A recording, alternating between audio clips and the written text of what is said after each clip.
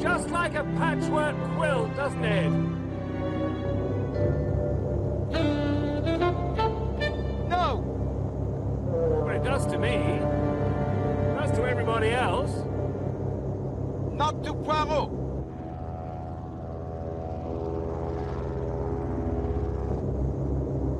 I suppose you don't think that looks like a great mass of cotton wool? No!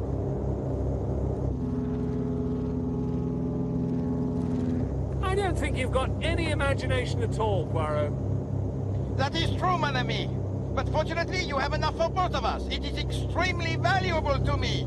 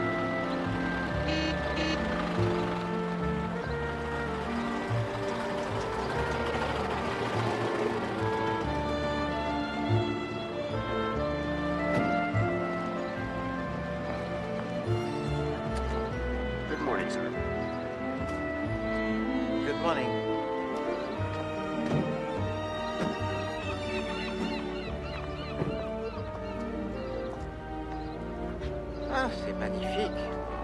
Just the place for a restful vacation. The food will be inedible.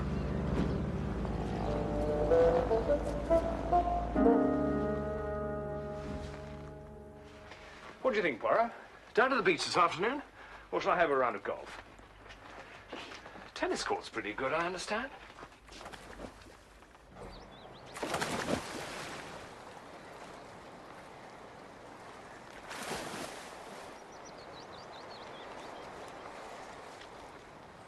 Waiter!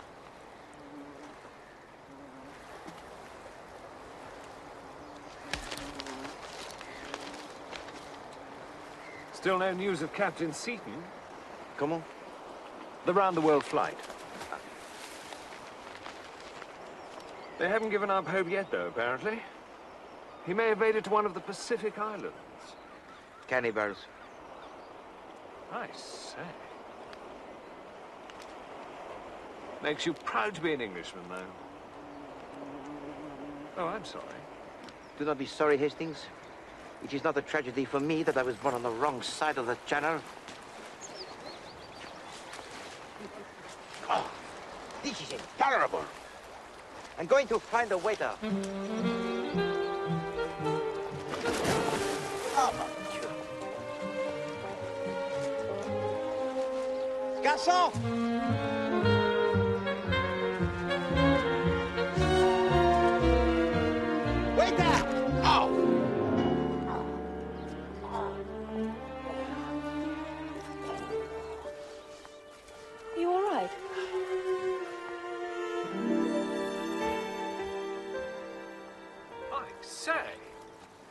Do not perturb yourself, Hastings. The turned ankle, that is all. I wish you'd let it be seen to.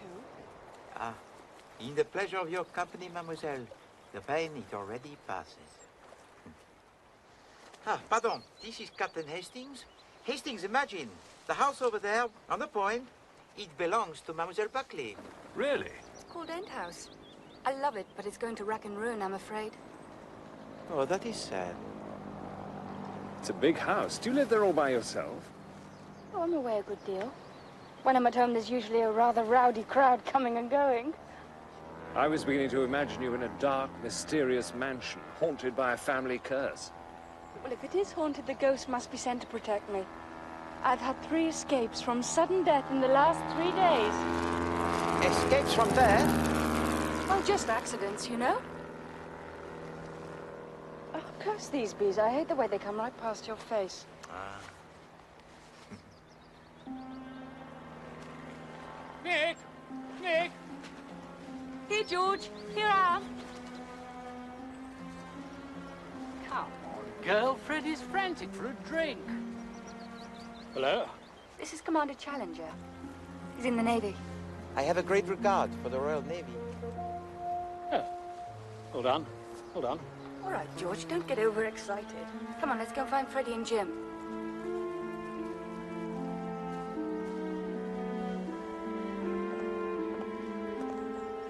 I hope the ankle will be all right. Merci. Nice girl.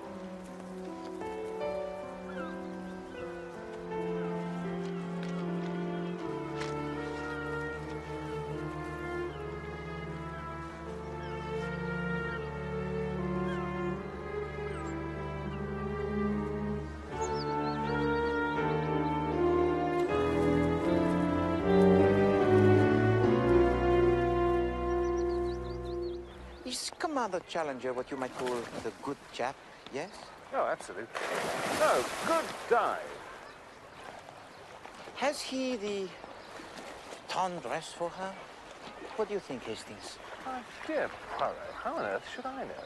Well, That's Miss Buckley's hat, isn't it? yes, we are going to return it to End House. Thus, we shall have the opportunity to see again the charming Mademoiselle Nick. Do you know, I do believe you've fallen for her. No.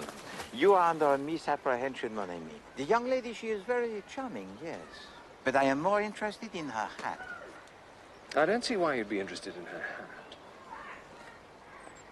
There's a hole in it. Yes, indeed. Did you do that? Hastings, did you notice the way Mademoiselle Nick flinched as a bee flew past? A bee in the bonnet, a hole in the hat. A bee couldn't make a hole like this. But a bullet could, my friend. A bullet like this. Mademoiselle Nick has 3 escapes from death in as many days, now a 4th. These are not mere accidents, mon ami. You'd have to be a madman to try and shoot someone in a hotel garden in broad daylight. Ah.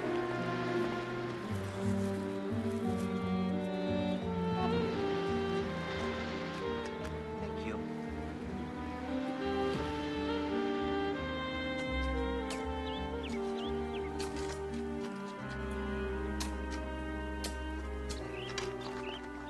Good night. Morning. Good day.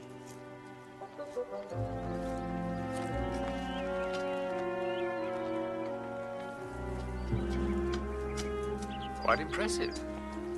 Looks as if it could do with a bit of work. I say.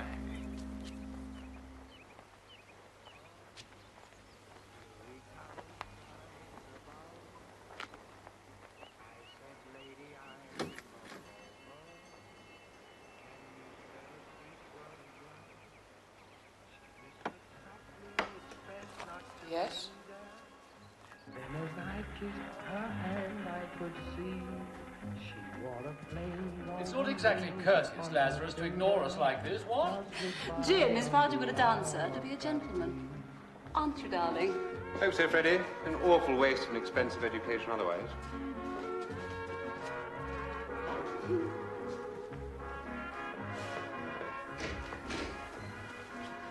There was some men to see you, miss. Oh, hello again. Pardon, mademoiselle. Commander. We have come to return your hat. What? I wondered what had happened to it. This is for you, George.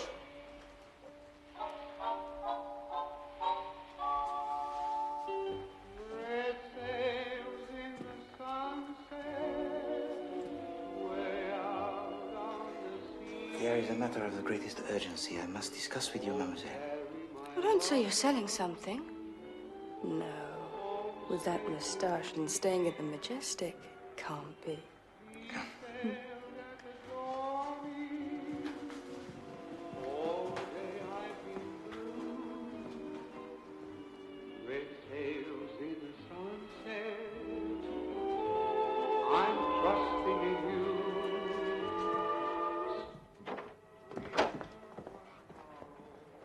Now, what's all the mystery?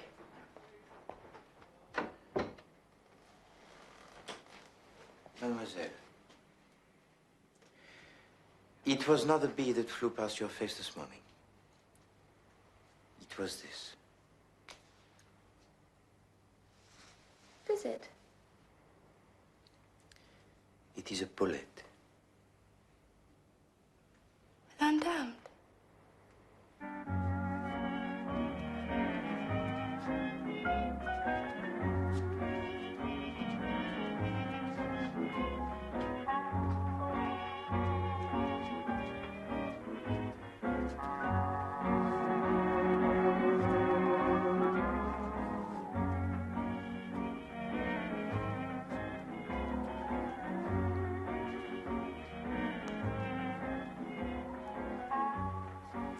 Miss Buckley very kindly helped my friend when he twisted his ankle this morning. Ah, yes, so Nick said. I am glad she didn't invent the whole thing.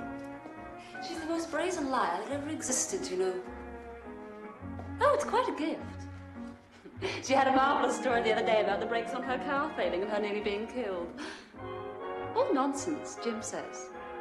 Jim knows about cars.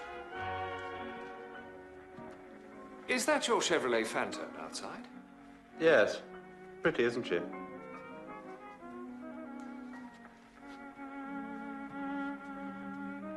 Oh, I say, there's two watches on the table, exactly the same. Oh, we've all got one of those. Don't touch, old boy.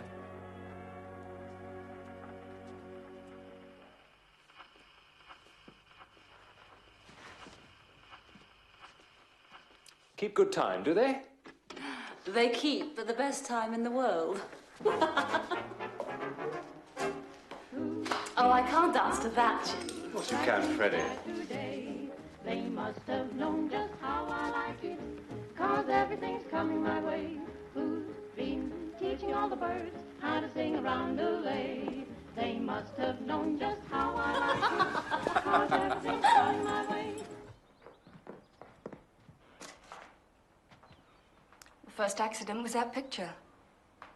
I should think the painter might have said that when he'd finished it, don't you? Anyway, it came down crash in the middle of the night. Luckily for me, I've been sleeping badly lately, and I'd got up to make myself a cup of tea. Otherwise, it might have bashed my head in. And the other accidents? The brakes on my car went west as I was going down the hill into St. Lou. And the next day, a boulder detached itself from the cliff at the end of the garden while I was on the rocks underneath. It's jolly nice of you and all that, but why are you so interested? You do not understand, mademoiselle? You are in grave danger. Oh, come off it. Oh, no. I tell it to you, You do know who I am? No, I don't. I forget you are but a child, huh? Alors, my friend here, Captain Hastings, he will tell it to you. Well, Monsieur Poirot is a detective. Oh. A great detective. My friend, is that all you can find to say? Mais dis donc, say then to mademoiselle that I am the detective unique, unsurpassed, the greatest that ever lived. Well, it doesn't seem much point now. You've told her yourself. Ah, yes, but it is more agreeable to preserve the modesty.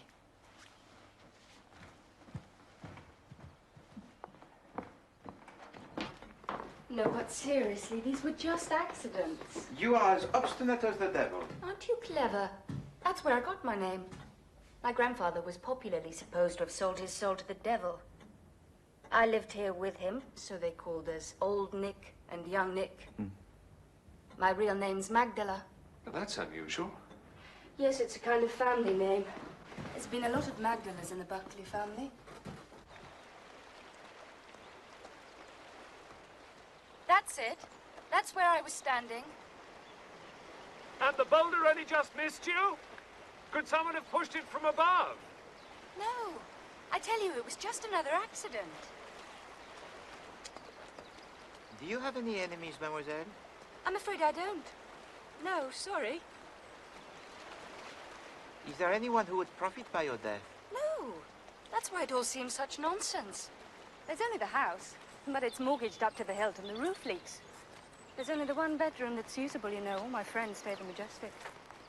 Who is your nearest relation? My cousin Charles Vyse. He's a local lawyer. He gives me good advice and tries to restrain my extravagances. He arranged the mortgage for me and made me let the lodge about a year ago. We saw someone gardening there. Mr. Croft. Very Australian. You know, hearty and that sort of thing. I mean, terribly kind, but Mrs. Croft's a cripple, poor dear. Have you ever made a will? Yes, I did, about 6 months ago. The day before my op for appendicitis. And what were the terms of that will? I left End House to Charles. I hadn't much else left to leave, but what there was I left to Freddie. Tell me about your friends. Well, Freddie Rice is practically my greatest friend. She left her husband about a year or two ago. He just won't give her a divorce. And, Commander Challenger? He wishes you to marry him, n'est-ce pas? He does mention it now and again, after the second glass of port. And you remain hard-hearted? Well, what would be the use of George and I marrying one another? Neither of us have got a being. Eh bien, apart from Madame Rice, is there any other friend you can trust, mademoiselle? There's Maggie, I suppose. Uh-huh. Who is Maggie? She's a distant cousin. Lives in Yorkshire. I usually have her to stay sometime in the summer. She's no fun, though. Ah, the person ideal. Telegraph her to come tomorrow. Oh. Jim Lazarus, Mrs. Rice's friend. Has he anything to do with Lazarus Art Galleries? That's a chap. Oh, I was in there the other day. Oh? The Lagonda overheated just outside, so I went in to ask Hastings. This morning, somebody shot at Mademoiselle Buckley with a Mauser pistol. Mauser? Why, do you know anyone who has a Mauser? Yes, I have. It was Dad's. He brought it back from the war.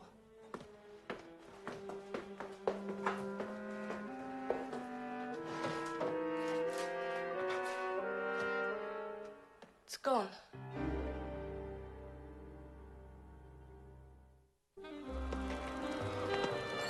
You know, Poirot, that Mrs. Rice says that Miss Buckley's accident in her car was on my eye. She says Miss Buckley's a terrific liar. Really? That is most interesting, Hastings.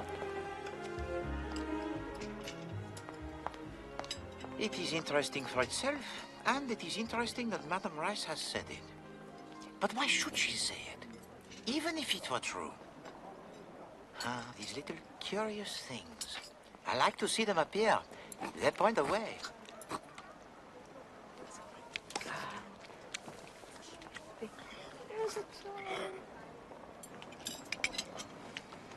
This is all very well, Poirot, but what we're trying to do is impossible. We're trying to detect a murderer before he's committed the crime. Well said, Hastings. I don't know where to start. I don't like the look of her friends very much. Except Commander Challenger, of course. He's obviously a Pakistan. You know, Hastings, you have the most extraordinary effect on me. Really? Yes. You have so strongly the flare in the wrong direction that I am almost tempted to doubt the commander.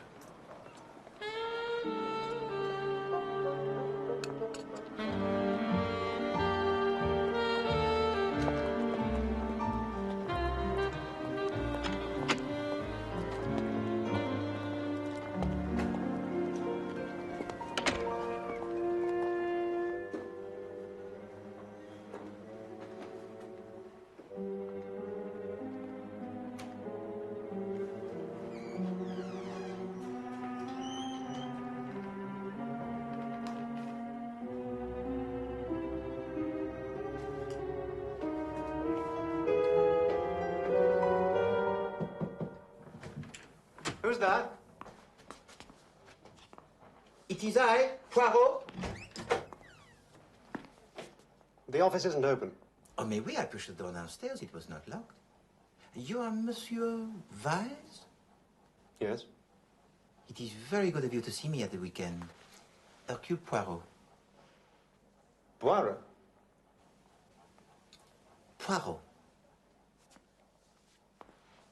What kind of place is this?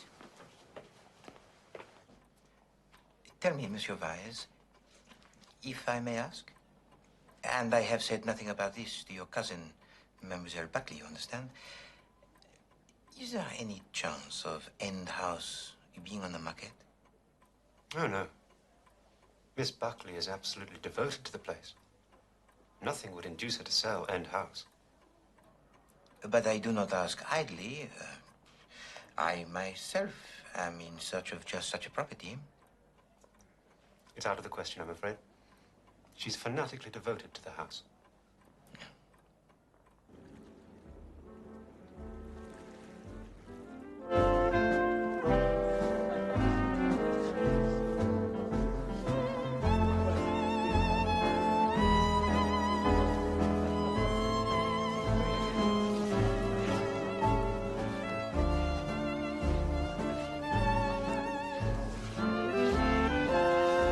Why should Charles Vyse say that Mademoiselle Buckley had a fanatical devotion to the house? Did it seem like the fanatical devotion to you, Hastings? No. No. Not to me.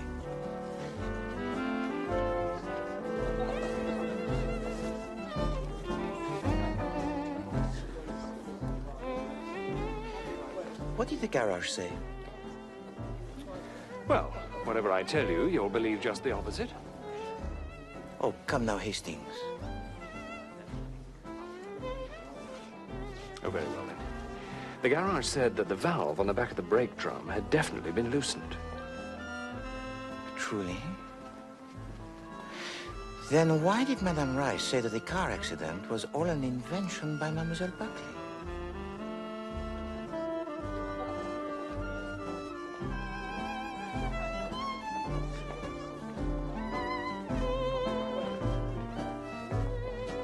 Permit?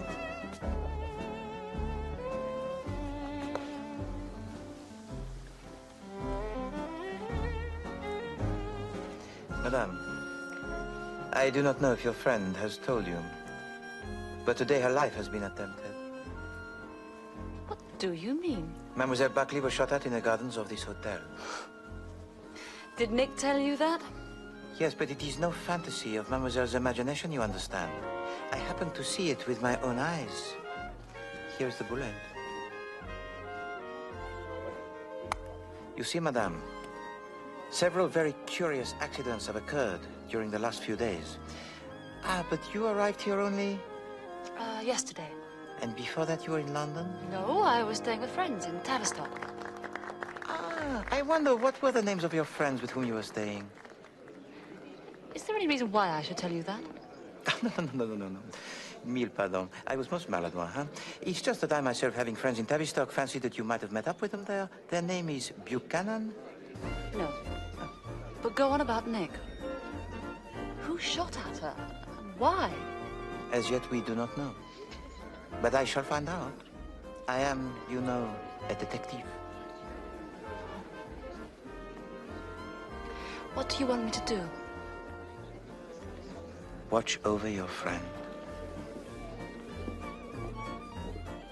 Excuse me.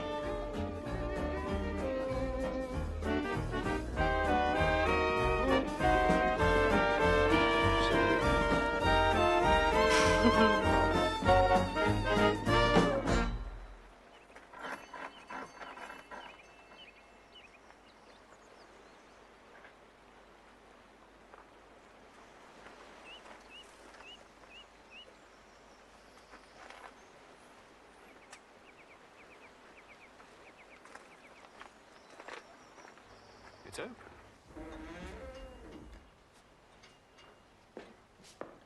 There must be somebody here. Hello?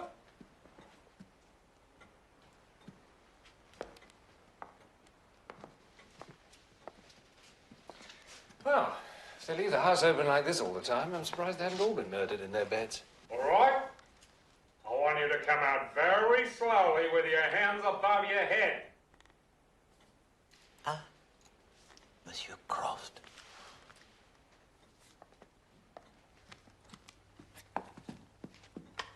Stay where you are. No, my friend. I am Hercule Poirot.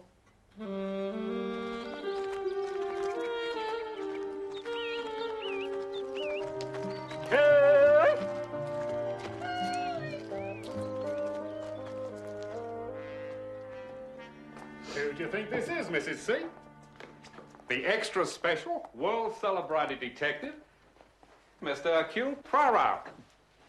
I brought him right along to have a chat with you. Well, isn't this too exciting for words? Enchanté, madame. And Captain Hastings, Mr. Poirot's associate. Oh, I've read about you too, Captain. Oh, right. They're friends of Miss Buckley, Mrs. C. Oh, well, isn't that nice? What a dear child she is. Not very well liked in this neighbourhood, I've heard, but isn't that just the way in these stuck-up English places? That beady-eyed cousin of hers has no more chance of persuading her to settle down here for good than fly in the air. Ah, so Monsieur Charles Vyse is in love with our little friend? He's silly about her, but she won't... gossip, Millie.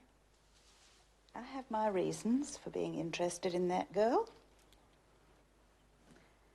I wonder, Mr. Poirot, if you'd care to see some snapshots of Australia? Well, Good.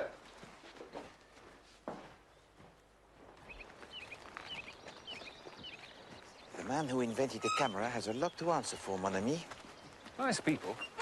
Typical Australians. I do not know. That cry of cooey, the insistence on showing us 5,000 photographs? Were they not playing the part a little too thoroughly?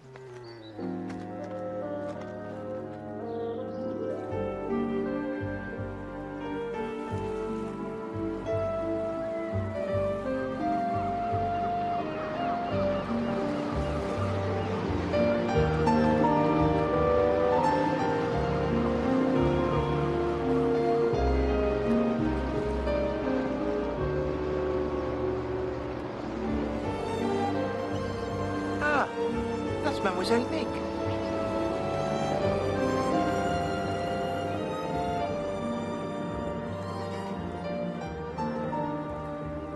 See you tonight then, George. Rightio. Bonjour, mademoiselle. Hello, Monsieur Poirot. Captain Hastings? Morning. Is this your boat? How would I afford a thing like that? It's George's.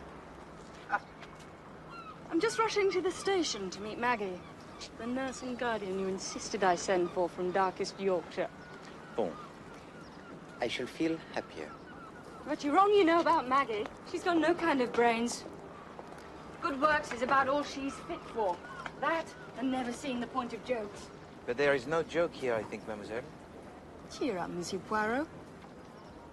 Tell you what, why don't you both come to dinner tonight and watch the fireworks?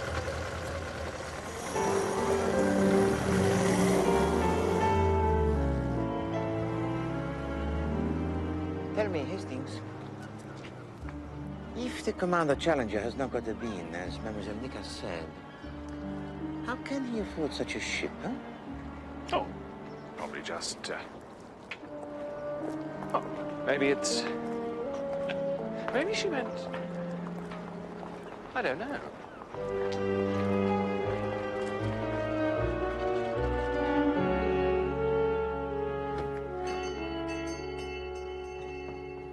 Ellen?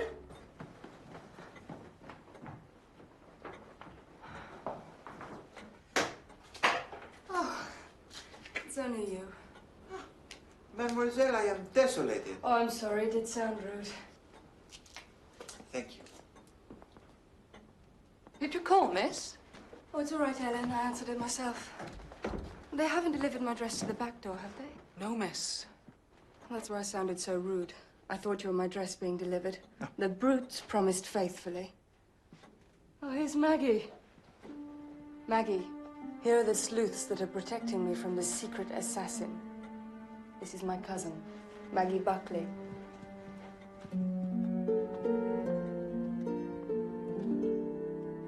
That's a marvellous shawl, Nick. Yes, it'll be warm when we're watching the fireworks. I've never seen you in a black dress before, Nick. I thought you hated black. I do hate it. The cleaners didn't deliver the one I wanted to wear. That racket. They shouldn't allow speedboats in the harbour. It's not a speedboat. It's a seaplane. I think these flying people are absolutely marvellous. Pity about Michael Seaton. It may still be all right. Rather a mad family. That uncle of his, Sir Matthew Seaton, he was balmy. Died about a week ago. Wasn't he that millionaire who ran bird sanctuaries? Yeah, some girl chucked him once. He took to gannets by way of consoling himself. I don't see any reason to assume Michael Seaton's dead yet. Of course, you knew him, didn't you? I forgot. We met him last year at Le Touquet. He was marvellous, wasn't he, Freddie? Don't ask me, darling. He was your conquest, not mine. Have you done any flying, Captain Hastings? Well, actually... There's the telephone. Oh, don't wait for me. I don't eat dessert. All the extra guests will be arriving for the fireworks soon anyway.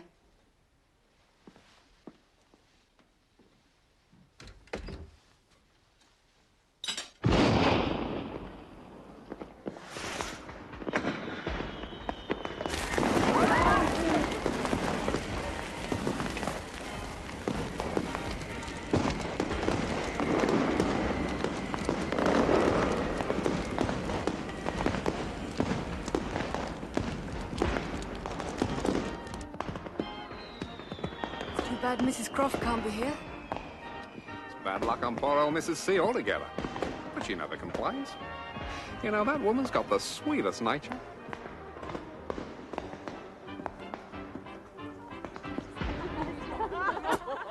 Splendid view of the festivities, eh? Didn't he come last year? I say, look at that. What a display. Beautiful. I think I'll just run inside and get a coat. Oh, let me. No. You wouldn't know where to find it. Oh, Maggie, can you get mine too? It's in my room. She didn't hear. I'll get it, Freddie. I want my fur one. This cape isn't nearly enough. Thank you, darling.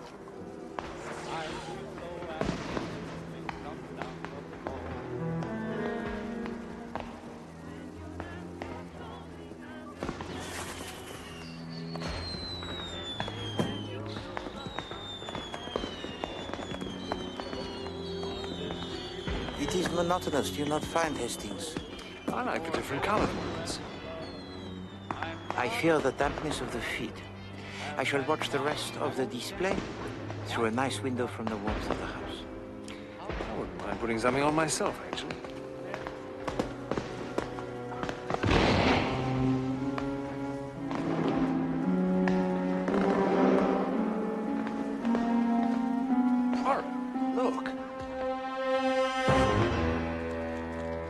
Miss Buckley.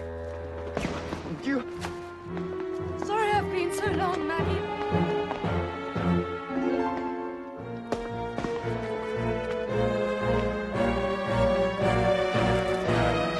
It's Maggie Buckley. She's been shot.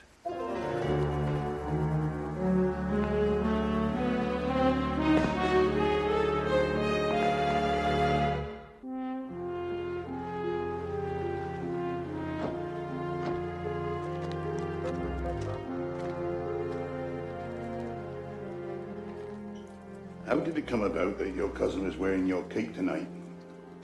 We came in to fetch our coats, and I just flung off the cape on the sofa there. I went upstairs, and I was still in my room. And I heard Maggie call out that she couldn't find her coat.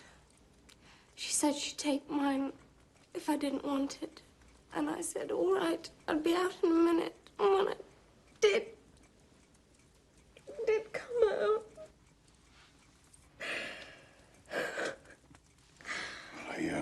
I won't ask any more questions tonight.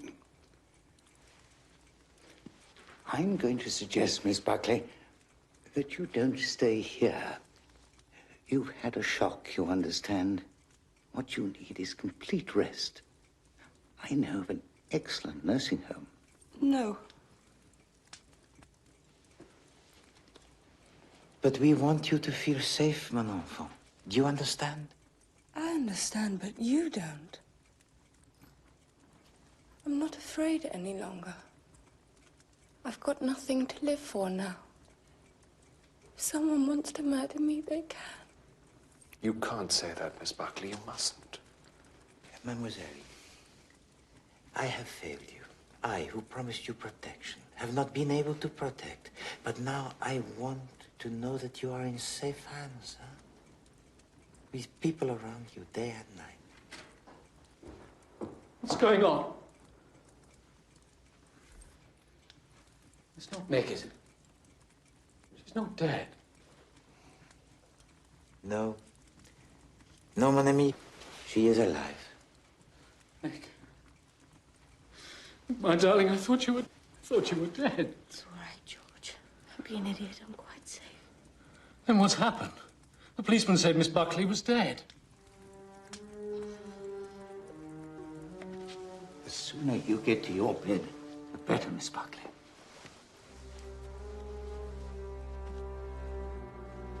I'm sorry, George.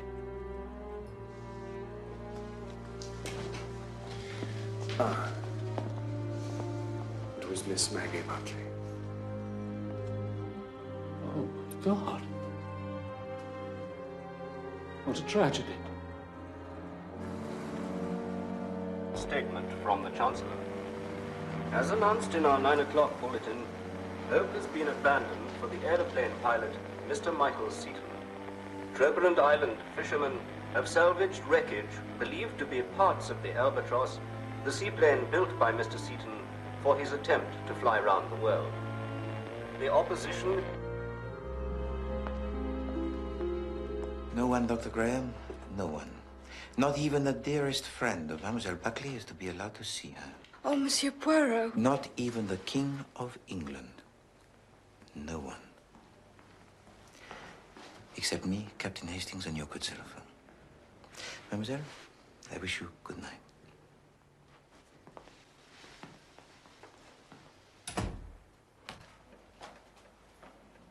Hastings.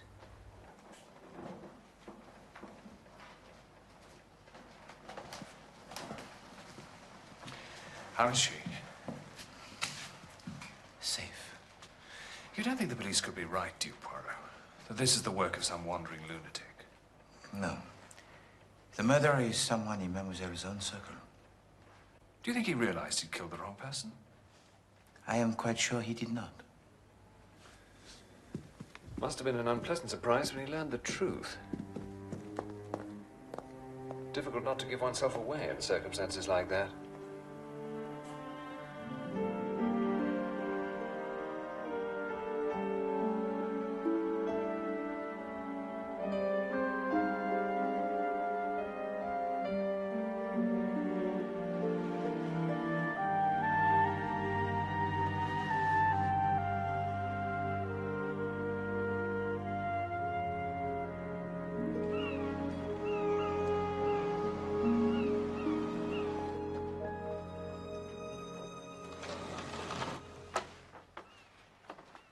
Answer me 3 questions, Hastings. What?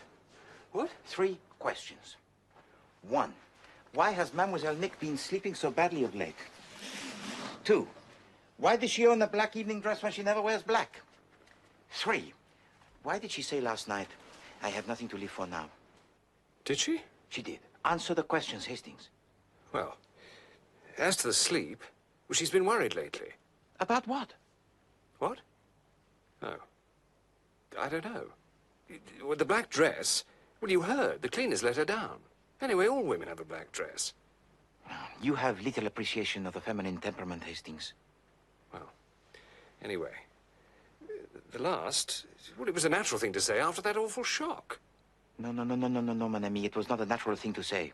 To be horror-struck by her cousin's death, to reproach herself for it, yes. All that is natural enough, but the other? No.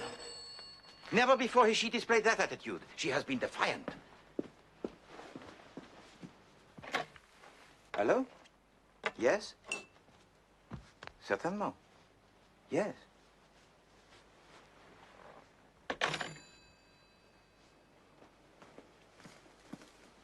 Madame Rice, she wishes to see us.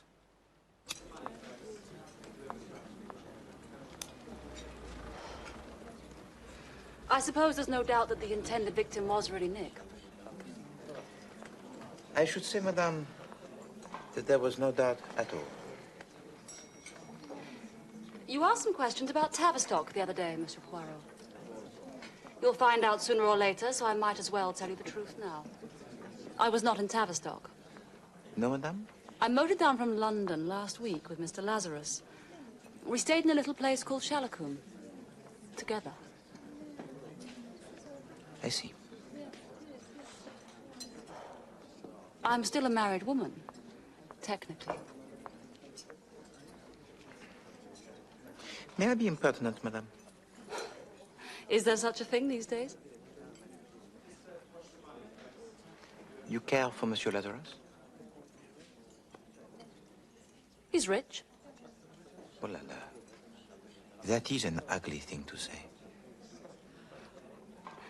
Better to say it myself than to have you say it for me. You are very intelligent, madame.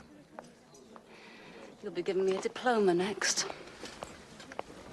I'm going to take some flowers round to Nick and see how she is. Oh, that is very amiable of you. And I thank you, madame, for your frankness.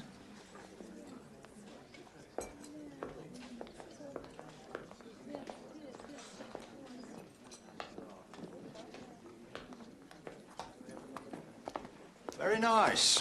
Very nice. I'm at the Gulls myself.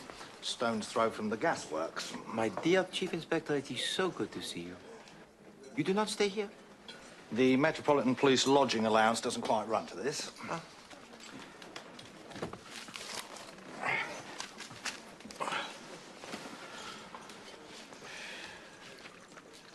Funny old business, this end house malarkey, eh?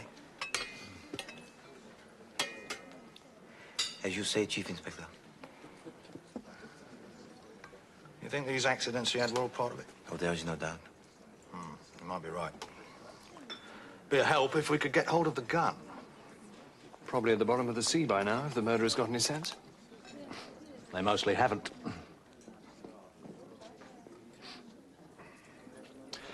Right, well, I better go and have a word with the dead girl's parents. They've just got down from Yorkshire.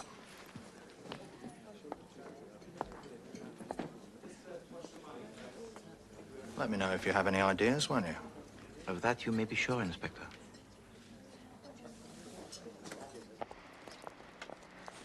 No, it is all very well and very pretty for Madame Rice to force the richness of Monsieur Lazarus down our throats, huh? Yes, I must say that rather disgusted me. Ah, mon ami.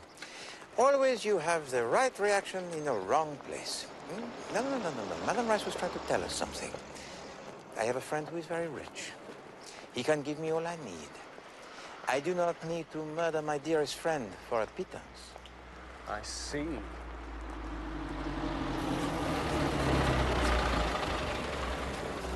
Look here, Poirot, what's the meaning of this? They won't let me see her. Is this your work? Have you seen Dr. Graham? Gave me all the usual guff, as well as can be expected, past a quiet night. Think I don't know those tricks? I've got an uncle in Harley Street. I think you're at the bottom of this, Poirot. Listen to me, mon ami. There is no fooling you. If one guest is to be admitted, others cannot be kept out. You comprehend? I see. All or nothing, as you might say. We will say no more, huh? The extreme prudence is what is needed at the moment. I can hold my tongue. Mum's the word, eh? I'll send her some flowers. You like flowers, don't they?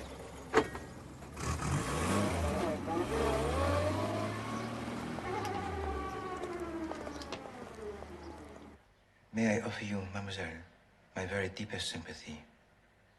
You know. Oh, well. Doesn't matter who knows now. Now that it's all over. Now that I'll never see him again. Courage, mademoiselle. I haven't any courage left. I've used up every bit in these last weeks. Waiting and hoping. Captain Hastings does not know what we are talking about.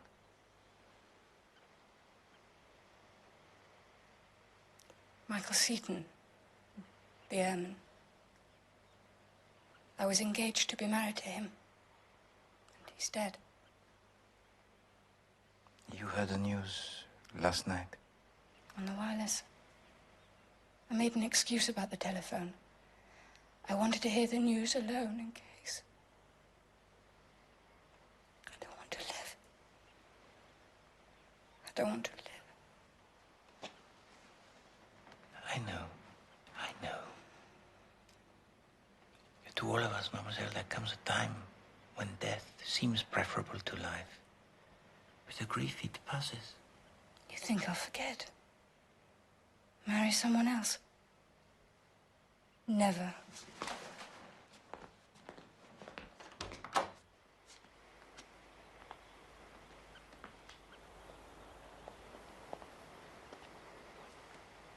But you are fortunate, mademoiselle. You have been loved by a brave man. When did you get engaged? Just after Christmas. But it had to be a secret, because of Michael's uncle. Sir Matthew Seaton. He thought women ruined a man's life. He was frightfully proud of Michael, though. He financed the building of the Albatross. But if Michael had succeeded, he would have been independent of him. He would have been I don't know, kind of a world hero. His uncle would have come round in the end anyway. Yes, I see. I never told anyone. Not even Freddie.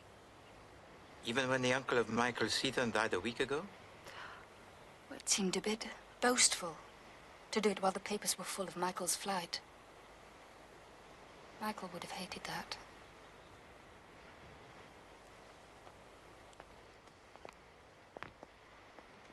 Mademoiselle, you once mentioned that you had made a will. Where is it, this will? Knocking around somewhere. I'm frightfully untidy, you know. Papers and things are mostly in the writing table in the library, or maybe in the bedroom, or maybe... I'm sorry. You will permit me to make a search for it, yes? If you want to. I was right. What do you mean this engagement business has some bearing on the crime? Listen to me, mon ami. Just over a week ago, Sir Matthew Seaton dies. And Sir Matthew Seaton was one of the wealthiest men in England. Yes. Attendez, he has a nephew whom he idolizes and to whom we may assume he has left his vast fortune. Last Tuesday, this nephew, Michael Seaton, is reported missing, and on Wednesday, the attacks on the life of Mademoiselle begin. Now, suppose, Hastings, that Michael Seaton made his will before he started his flight, and that he left all that he had to his fiancée. In this case, it is not a paltry inheritance that is at stake. No, no. It is an enormous fortune. Ah!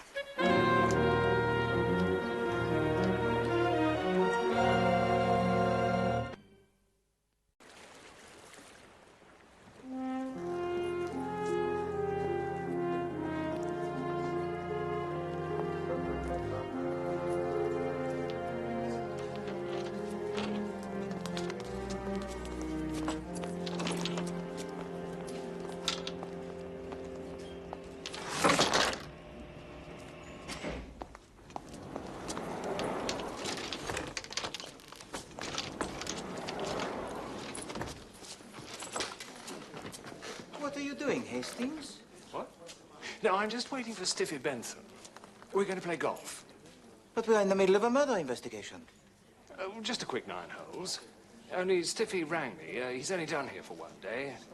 Anyway, it's not a real murder investigation, is it? What do you mean? Well, I mean, obviously, whoever it was killed the wrong girl. So it does not count? No, I'm not saying that. Hastings, after 3 attempts had been made on the life of Mademoiselle Nick, Poirot gave his word he would protect her. The 4th attempt apparently misfired, and Mademoiselle Maggie Buckley was killed. Well, I can see you'd feel pretty cut up about it. It's a dead end, Poirot. Anybody could have fired that shot. Nobody had a real motive for wanting to kill either of them anyway. My dear Hastings, already my investigations have uncovered the fact that Mademoiselle Nick was engaged to the flyer, Captain Seaton. Yes, I know. And that he has probably left his large fortune to her. A very forceful motive for murder, surely. Now, we have work to do.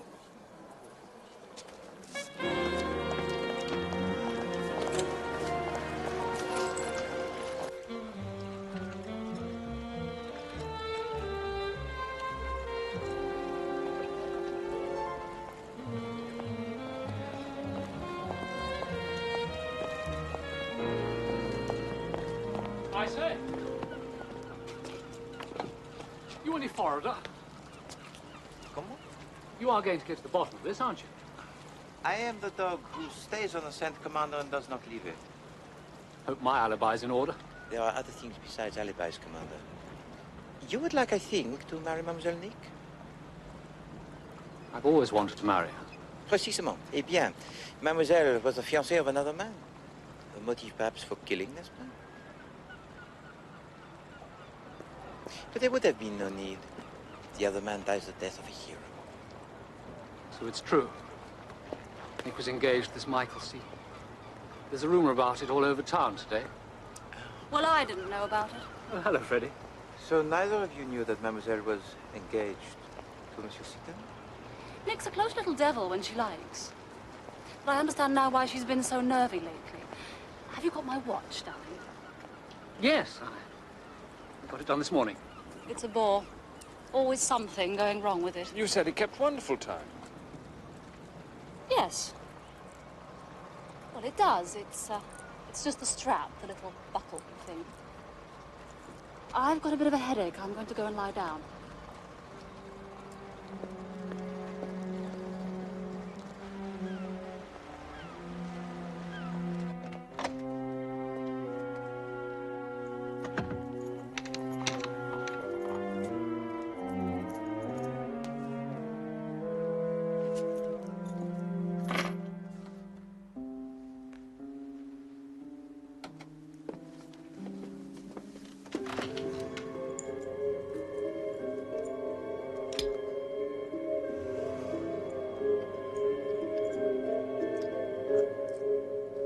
Compliments of Hercule Poirot. Merci, madame. I sent her some flowers already. Might send her some fruit, I suppose. Ah, the eatable, it is not permitted, Commander. You don't think someone's still going to try it? Good Lord.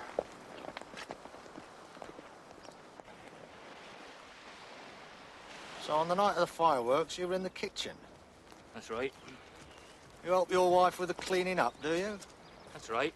And there's company, I do. That's where the lady was killed, there, by the steps. I've seen a pig kill once, haven't I, Dad? That's right, son. I liked it. Dad used to kill pigs when he worked on the farm, didn't you, Dad? I've seen pigs killed. I liked it. Young'uns like to see pigs killed. Shot with a pistol, the lady was. She didn't have her throat cut, did she, Dad?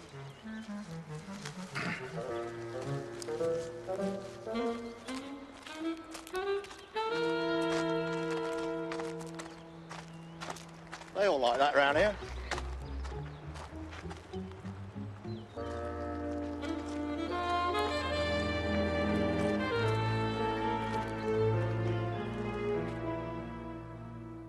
Poor Miss Buckley.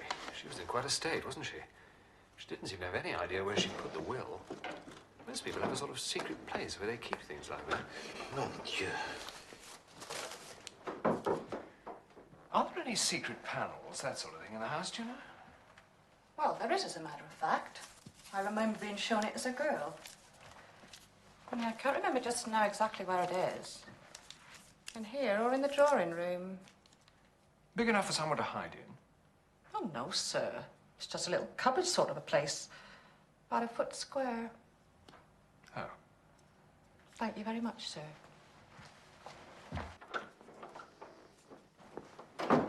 Secret panels. I like to cover every eventuality. Eventuality, huh? Here's an eventuality for you, Hastings. Oh, who's it from? Madame Rice. Darling, party was too marvellous. Feeling rather doomy today. You were wise not to touch that stuff. Don't ever start, sweetie. It's so damned hard to give up. I'm writing the boyfriend to hurry up the supply. What hell it all is. Love, Freddie. Dated last February. She takes cocaine, of course.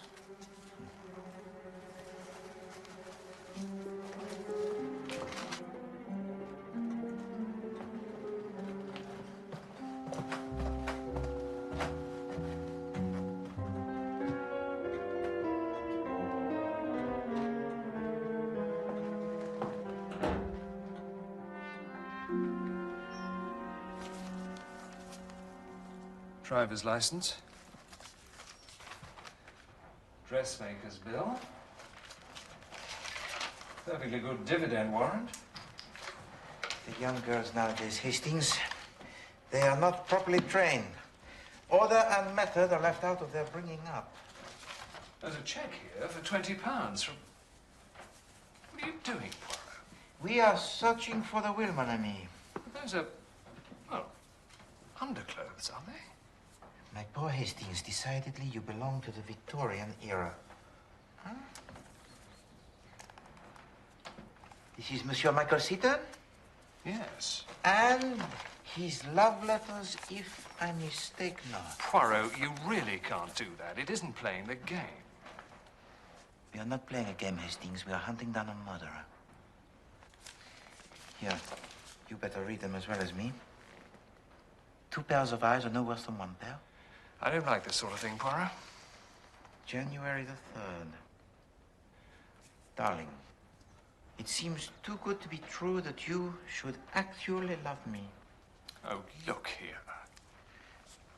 March the 2nd. My dearest, this is pretty rotten, all this beastly concealment, isn't it? But Uncle Matthew has an absolute bee in his bonnet. I say, Poirot, listen to this. Dearest, I'm off tomorrow, feeling tremendously excited. By the way, somebody said I ought to make a will. Tactful fellow, so I have, on half a sheet of notepaper, and sent it to old Whitfield. I remembered your name was Magdala, which was clever of me. A couple of the fellows witnessed it. So you were right, he did make a will. Yes, and anyone who read these letters would know the fact. We looked everywhere.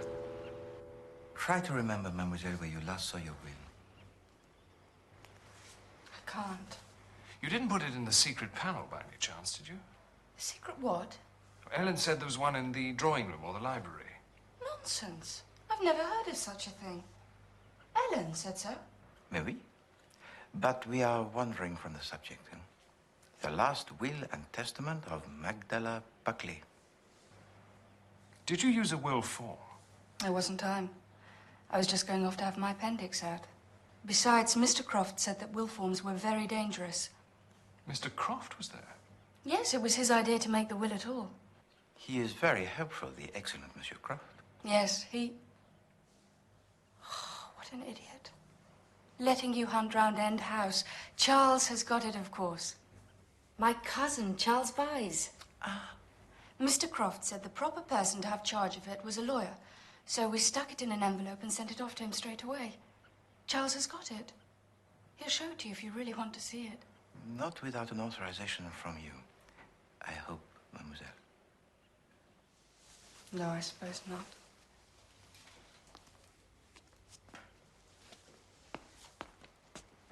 No. What on earth's the matter? You must eat nothing that comes from the outside, mademoiselle. Nothing. You think they're still trying? You think it isn't over yet? I think it is not over yet.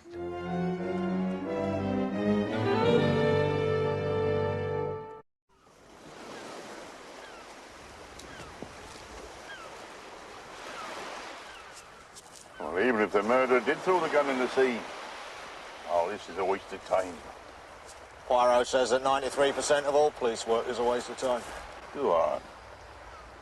He's a peculiar so-and-so, isn't he? Oh, yes. But sharp. Go on. Of course, he's picked up a lot from me over the years. Keep your eyes down, lads.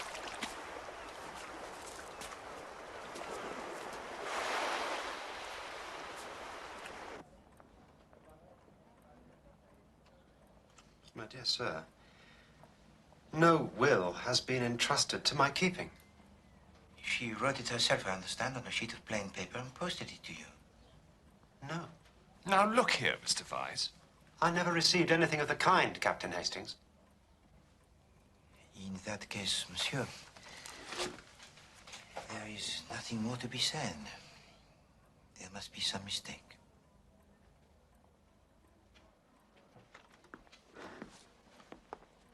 Here you are, sir. That's sixpence.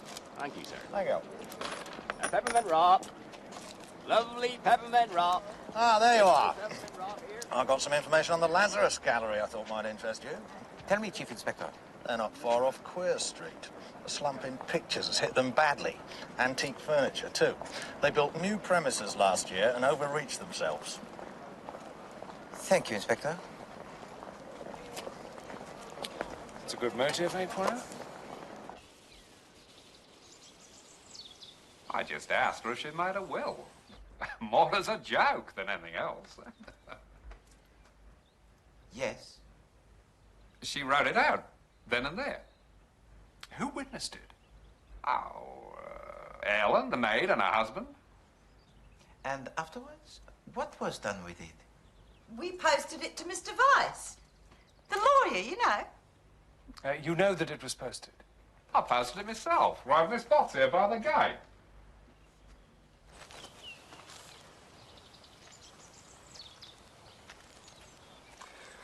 Looks all right. But who is lying, I wonder? Monsieur Croft or Monsieur Charles Weiss? I see no reason for Monsieur Croft to lie. To suppress the will would be of no advantage to him.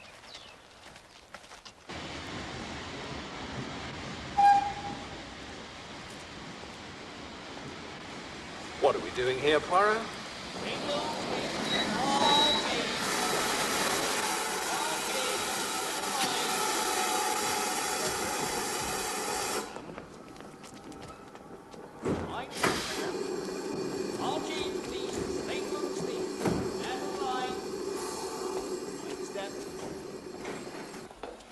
Apparently, Dr. McAllister's what they call a woman's doctor. A gynecologist? No. Woman seems to be a general term for neurotic. Who is this Dr. McAllister? Miss Lemon is trying to tell us Hastings. So I went to his place in Harley Street. He's got a nursing home there and another place in Paris. I didn't like it. There was something unpleasant about it. It is respectable? Yes. Very smart, though. Anyway, I told him I wasn't sleeping very well and I was depressed. Oh. It was only a ruse, Captain Hastings. Oh, a ruse, right. I managed to chat to one of the nurses. She said, your Commander Challenger comes to the clinic at least once every 10 days. Does he indeed? Miss Lemon, you have done well. Jolly well. Who is Dr. McAllister? Oh, Hastings. He is the uncle of Commander Challenger. The uncle he told us about. Right. But you should have seen the waiting room. Lady Lowestoft was there. And Mrs. Bindoff. Blimey. None of them was with the doctor more than 5 minutes.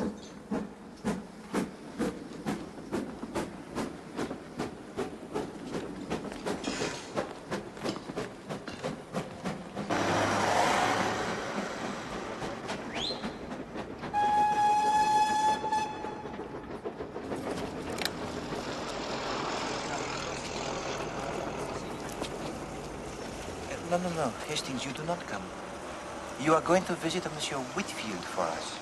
Who's Mr. Whitfield? He is the lawyer that Michael Seaton mentions in his letter. Says he sent his will to him. Precisement. I want you to find out if that was true and what were the terms of the will. Well, if all the dibs is coming to Miss Buckley, you'll never tell me that. Then you must use your powers of persuasion, Hastings. Dibs.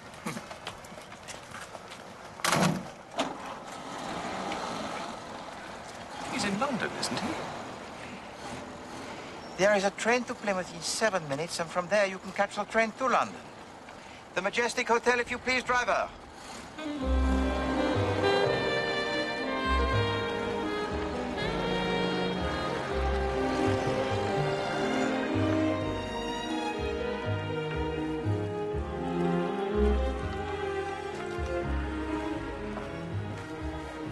Be kind enough to take this box for me. Mr. Poirot? Yes? There's an urgent message for you. It's from Dr. Graham. Will you telephone him at the nursing home? He said it was most important. Yes, of course.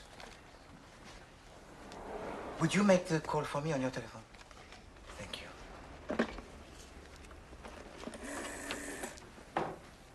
Grange Nursing Home, please. I do not like these urgent messages, Miss Lamont. I never reply to urgent messages. I know they're going to be unpleasant. There you are, sir. Thank you. Hello, Dr. Graham? Inspector Japp, it's you? What's happened?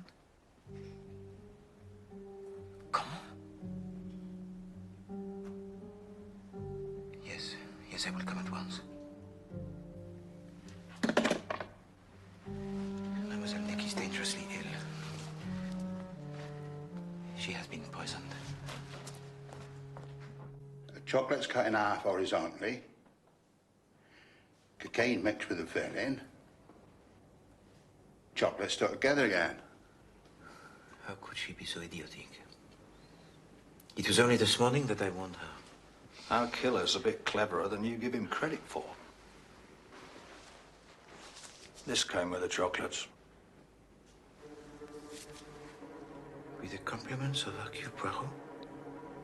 I did not write this, and yet it is in my handwriting. Copied from the card you sent with some flowers. Quite well copied, too.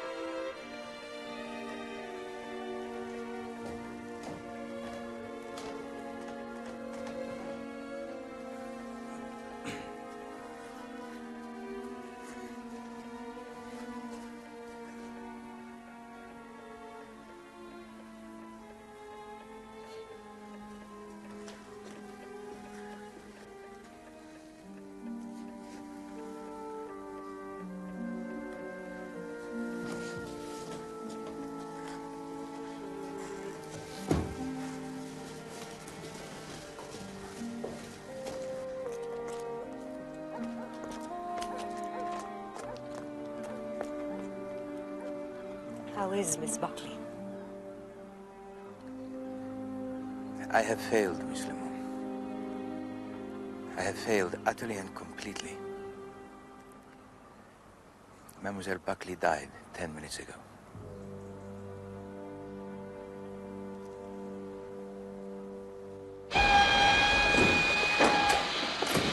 Tickets, please. Madam. Sir. Sir. Thank you, madam.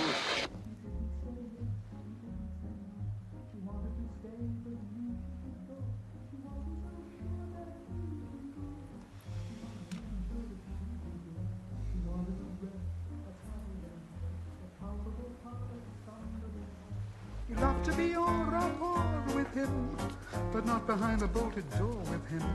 What did she do? I leave it to you. She did just what you do too. That's terrible. I know. Poor old Poirot. He must be feeling dreadful. He is. He won't come out of his room. I wanted him to come to dinner with me, but he wouldn't. How did you get on with that lawyer in London? Very well, as a matter of fact. I remembered I'd been at school with his son. He's a partner now, and so... Anyway, the upshot is, yes, Michael Seaton did send a will to him. And? He left everything to Miss Buckley. Millions and millions, apparently, because of his uncle dying just before.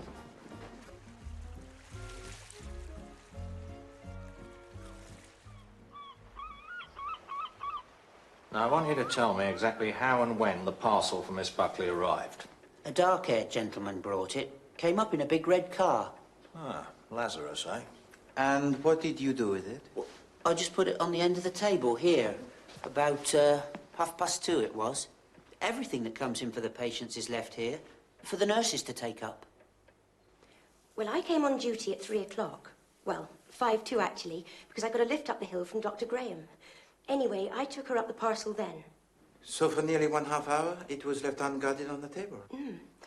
There was the box of chocolates, there was a bunch of flowers from a Mr. and Mrs. Croft, and there was a parcel that had come in the post. And that was a box of Fuller's chocolates, too. Come on. A second box? Yes, it was a coincidence. Anyway, Miss Buckley unwrapped them both, and your card was in one of them, so she said that was all right, and I was to take the other one away. Who was the other one from? There wasn't a card. But which was the one that was meant to be from me? The one that came by post, or the one that was delivered by hand? Oh, I'm not sure. Miss Buckley had unwrapped them both before she looked inside them. I really couldn't say. You left a box of chocolates at the nursing home for Miss Buckley yesterday afternoon, Mr. Lazarus. Yes, I did. That was very amiable of you, monsieur. As a matter of fact, they were from Freddie, Mrs. Rice. She asked me to get them. I see. So you've still got no leads, then? Well, I wouldn't say that. I want to see them hanged, whoever did this.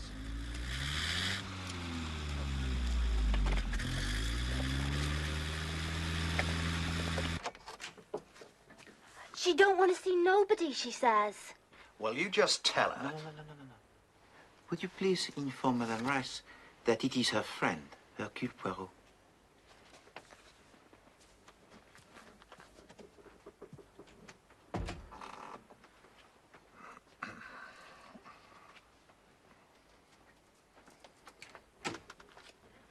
She says, will you please go away? Excuse me. Go away! How dare you! This is a murder investigation, Mrs. Rice, not a vicarage tea party. You sent a box of chocolates to Miss Buckley yesterday. I won't be bullied. 2 people have been murdered, Mrs. Rice. Your friend was killed with poisoned chocolates. We have information that you sent her a box of chocolates.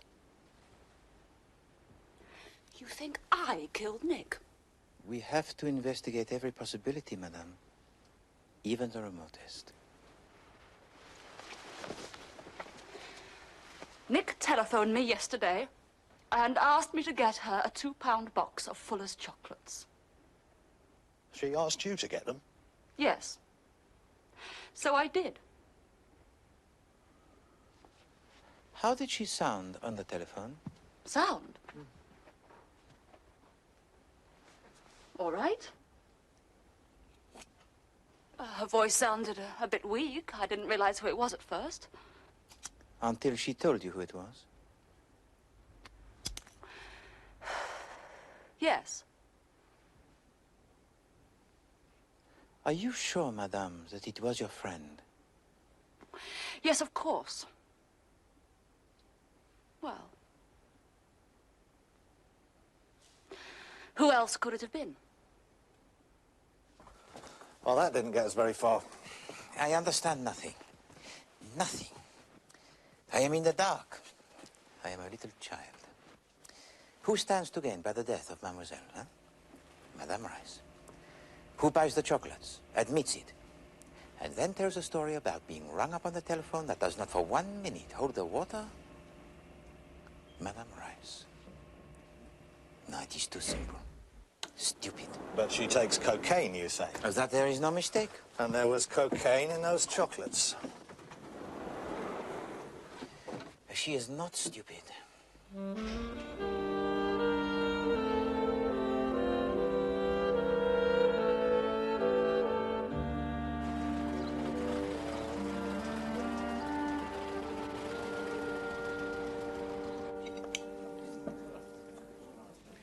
The killer tried 4 times and failed. The 5th time, he succeeded. What did he want? What was going to happen when Mademoiselle Nick died that he so dearly wanted to happen? Well, we shall see. Today, perhaps all will become clear.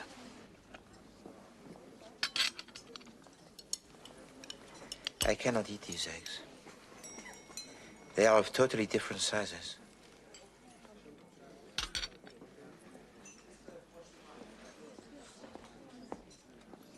Mr. Poirot?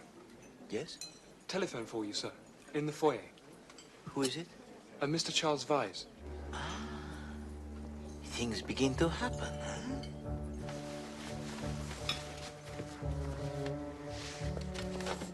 Excuse me.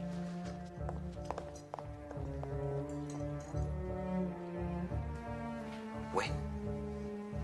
This morning? Oh, no, we cannot wait so long. Tonight? Oh, yes. Au revoir.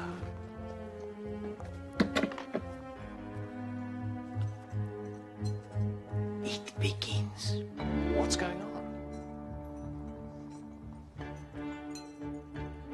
Suivez.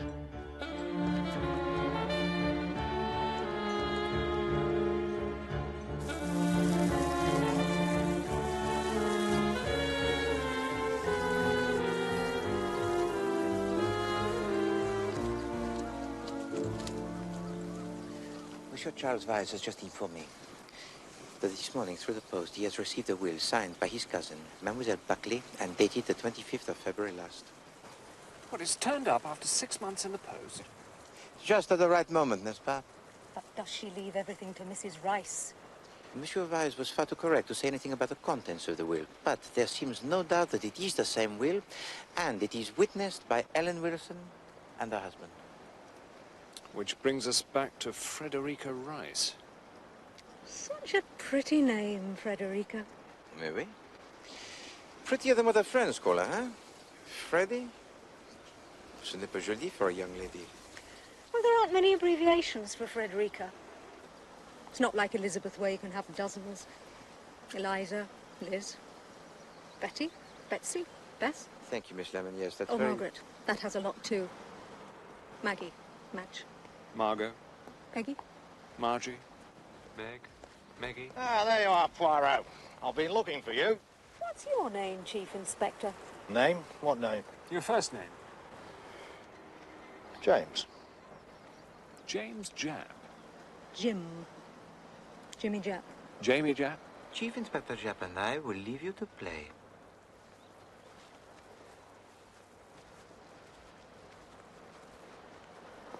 What about Hercule? There aren't any for Hercule. Herc? It may be what the murderer has been waiting for, Inspector, but we cannot be sure. This is a matter of complex and hidden motives, huh? And...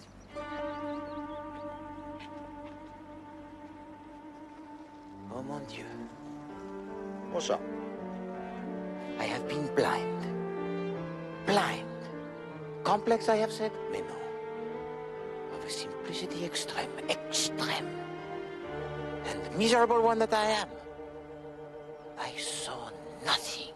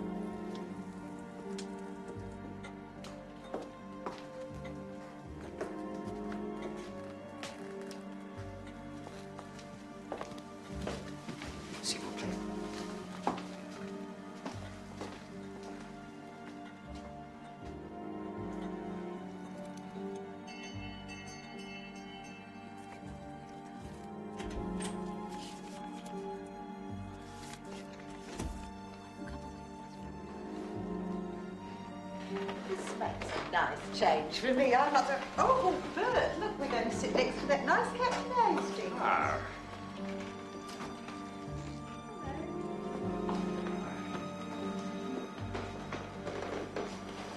Good.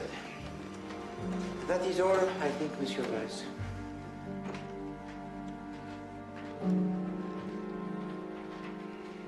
In an ordinary case, the will of a deceased person is read after the funeral. In fact, I am proposing to read it now. Although dated last February, it only reached me by post this morning. However, although it is a most informal document, it is properly attested. This is the last will and testament of Magdala Buckley. I appoint my cousin, Charles Vyse, as my executor.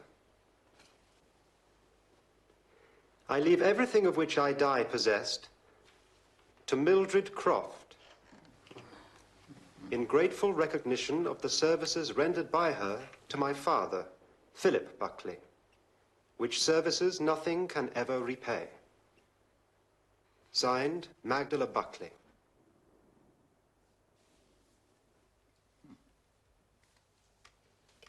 It's true. Not that I ever meant to let on about it. Philip Buckley was out in Australia. If it hadn't been for me... Well, I don't want to go into that. Well, I think perhaps you ought to, Mrs. Croft. A secret it's been, and a secret it had better remain. She knew about it, though. Nick, I mean. I guess her father must have told her. But if anyone says that there is no gratitude in this world, I shall tell them that they're wrong and that this proves it. I presume, Monsieur Vyse, that as the next of kin you could contest that will, huh? There is, I understand, a vast fortune at stake, which was not the case when the will was made. I should not dream of contesting my cousin's disposal of her property. You are a very honest fellow, and I shall see that you do not lose by it. Well, as you see, this is a surprise, huh? Dear sweet girl. I wish she could look down now and see us. Perhaps she does. Who knows? Perhaps.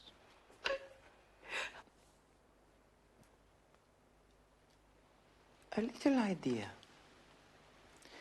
We are fortunate indeed to have with us this evening Mademoiselle Lemont.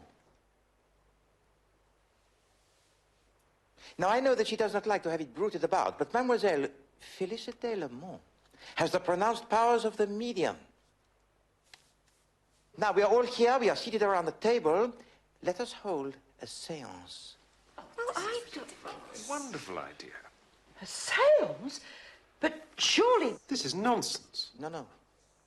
It will be most interesting. Why not? All ready, Mademoiselle Lemont? No, I'll turn the lights out. Now, we must all join hands. Is that not so, Mademoiselle Lemont? Well... Everybody join hands and... Now, please, if you please, we must have the complete silence. When Mademoiselle Lemont goes into her trance. Do you think... Quiet, please.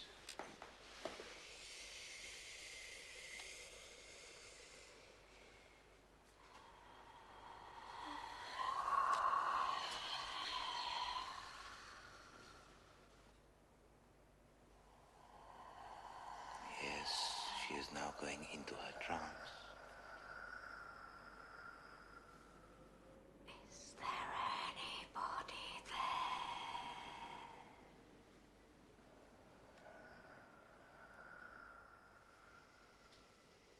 I think it's time we stop fooling about. Shh.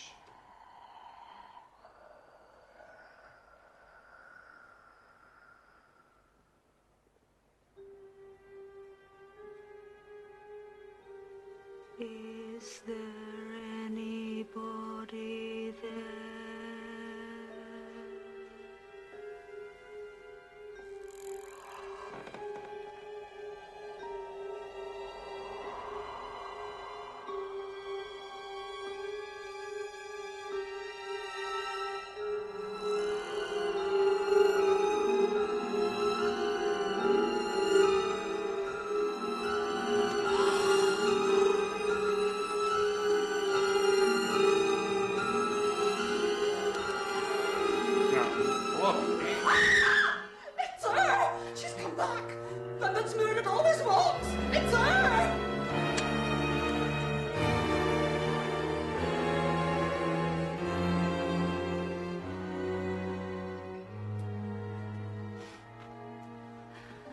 You're real. I'm real, all right. Thank God. Thank God. Who was responsible for this farrago, then? It was I who persuaded Mademoiselle Nick to pretend to be dead, I'm afraid. Thank you so much, Mrs. Croft, for what you did for my father. But I'm afraid you won't be able to enjoy the benefits of that will you forged just yet. Oh, but it was just a joke, dear. Just a joke. Oh, it really is very funny. Just a bit of a laugh, that's all. That will was a forgery. Oh, yes. And a very fine one, too. You've got nothing on me. You forge my will. And then when I don't die to suit you, you try to murder me. No.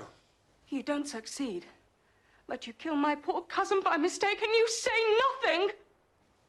We never had nothing to do with that. Don't say anything, Bert. Don't say anything. We may have forged the will. Bert! We never had nothing to do with no killing.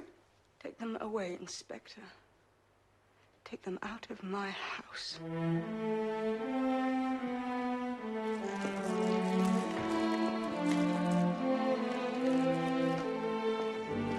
Ruth, we never had nothing to do with that girl dying. Oh, it's so wonderful now that it's all over. I really hated doing it. Deceiving you, all my nice friends. As long as you're all right, really. I think it's time for a celebration. Yes. Perhaps. Or perhaps it is time for the truth. Chief Inspector Japp. Early this evening, acting on information received from Mr. Poirot, I concealed myself behind a screen in the library. When everyone was assembled in the dining room, another person entered the house.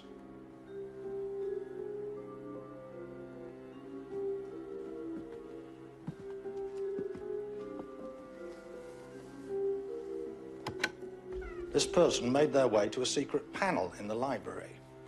They then took out the object that was in there and went out into the hall. Now, this person comes out here and does a very curious thing.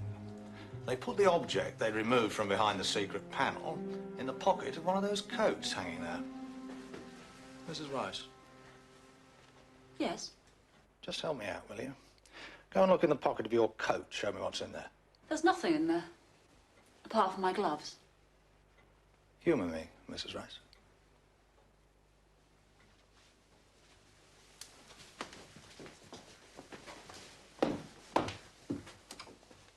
Gloves. Try the other pocket.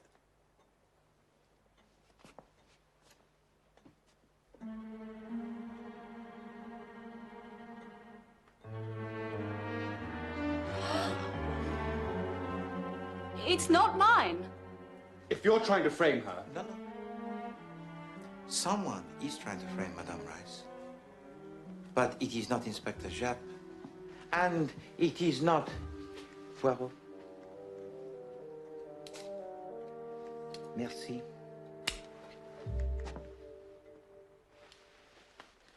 Maggie Buckley was killed. That was inescapable. But surely, it was Mademoiselle Nick that someone was trying to kill. But that did not make sense. Mademoiselle Nick loves End House, huh? Is that not so, Mademoiselle Nick? But she is in desperate need of money in order to keep it. So what good fortune she thinks when she meets the wealthy young aviator Michael Seaton at Le Touquet. But he does not fall in love with her. He falls in love with someone else. This is rubbish. So an outrageous plan begins to form in the pretty head of our young lady. And when I think of this, I think of some silly things that Captain Hastings and Miss Lemon were saying. That there were many abbreviations for the name of Margaret. Maggie, Margot, Madge, etc., yes. And it occurred to me to ask myself the question, what was the real name of Maggie Buckley? And tout d'un coup it came to me. There were two Magdala Buckleys. Oh, my God. This is rubbish, Freddie. It's slanderous, too. Charles, you're my lawyer. Magdala was a family name. But Michael Seaton did not know that Mademoiselle Nick was called also Magdala. He only knows her as Nick. And in his very informal will, he just says he leaves everything to Magdala Buckley. This is untrue. It's untrue, every word of it. Voila the person. The person who shot Mademoiselle Maggie. Mademoiselle Nick. Are you mad? Why should I kill Maggie? In order to inherit the money left to her by Michael Seaton. It was to her he was secretly engaged, not you. It was with her he was in love, not you. You silly little man. You don't know anything. You're all so stupid.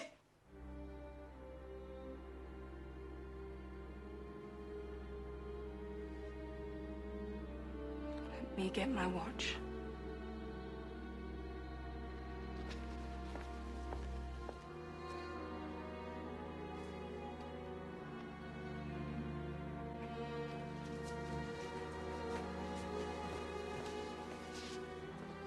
Come on, then.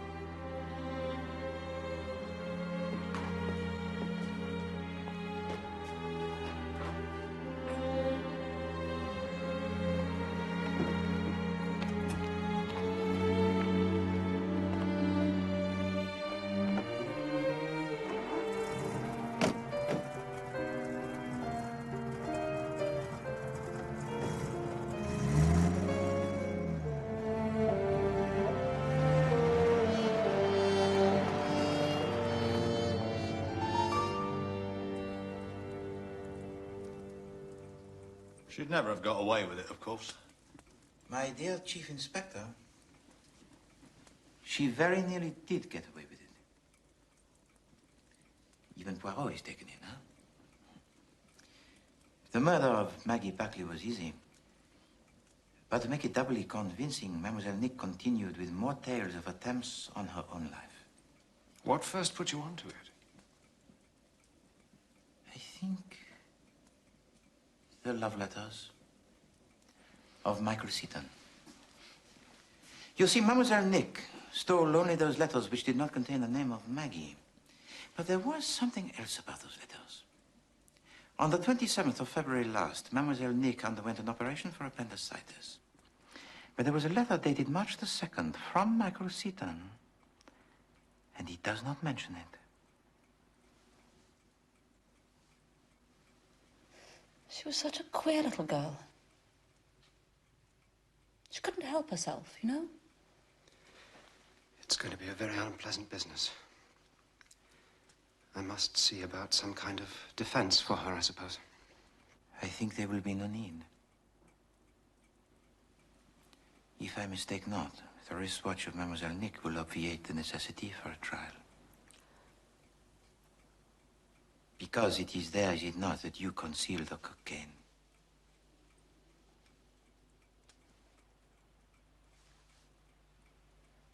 What?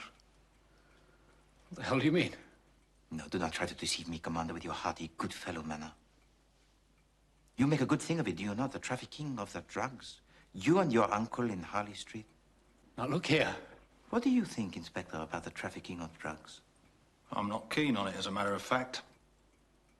I think we'd better go and have a little talk, Commander.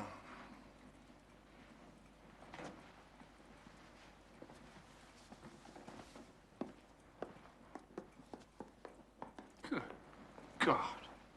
Cocaine in the wristwatches. And that is why she wanted her watch, n'est-ce pas?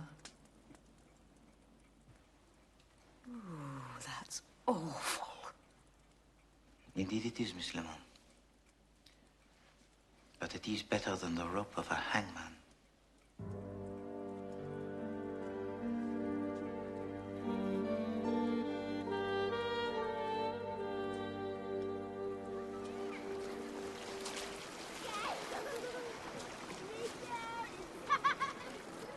It is satisfying, is it not, Chief Inspector? In that case, when at last one knows everything. I thought you knew everything anyway, Poirot. Well. There's one for you, Chief Inspector. Oh, thank you. None for Mr. Poirot, because I read an article on the train how ice cream was extremely bad for the little grey cells. And 2 for me, because mine are dead already. They are very amusing, are they not, Chief Inspector? The sea air obviously agrees with them. I think perhaps when I return to London, I shall leave them here. Thank you. Santé.